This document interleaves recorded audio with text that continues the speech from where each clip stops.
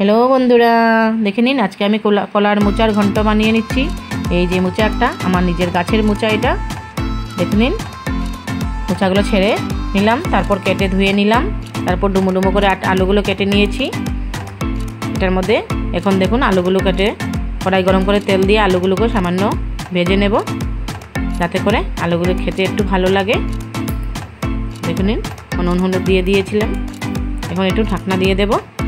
ঢাকা দিয়ে 2-3 মিনিট রেখে হাফ সিদ্ধ হয়ে গেলে সেটাকে ভাজা করে উঠিয়ে নেব। দেখে নিন ভাজা করে নেওয়ার পর উঠিয়ে নিন। সেটার মধ্যে একটু সামান্য তেল দিয়ে দিলাম, সেটা আপনাকে দেখাইনি। তারপর শুকনো লঙ্কা, 5 ফোড়ন, তেজপাতা দিয়ে ফোড়ন দেব। তেল গরম হয়ে আসলে দেখে নিন কলার মোচাগুলো যে কেটে ধুয়ে রাখা সেগুলো ঢেলে দিলাম।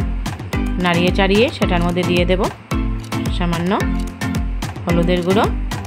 দেখে নিন বন্ধুরা, হলুদ গুঁড়ো দিয়ে দিলাম, তারপর দিয়ে দিলাম নুন দিয়ে পরিমাণ মতো নুন দিয়ে সেটাকে ঢেকে দেব সিদ্ধ হওয়ার জন্য।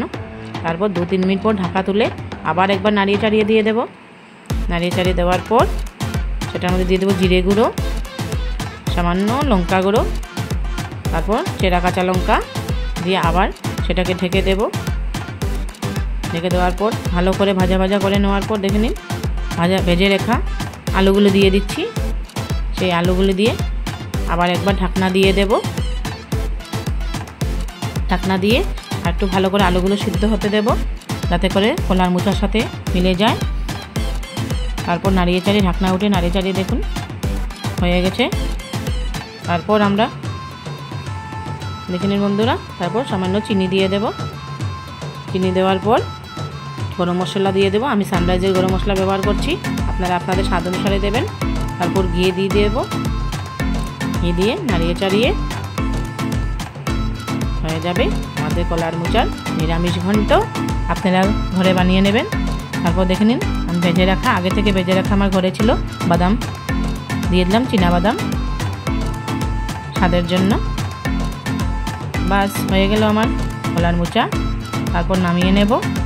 নামিয়ে নিয়ে গরম গরম ভাতের সাথে পরিবেশন করুন বন্ধুরা, খুব সুস্বাদু হবে, খেতেও ভালো লাগবে। যদি আমার এই ভিডিওটা ভালো লাগে তো like, share, comment please follow করে নেবেন। বাই বাই বন্ধুরা।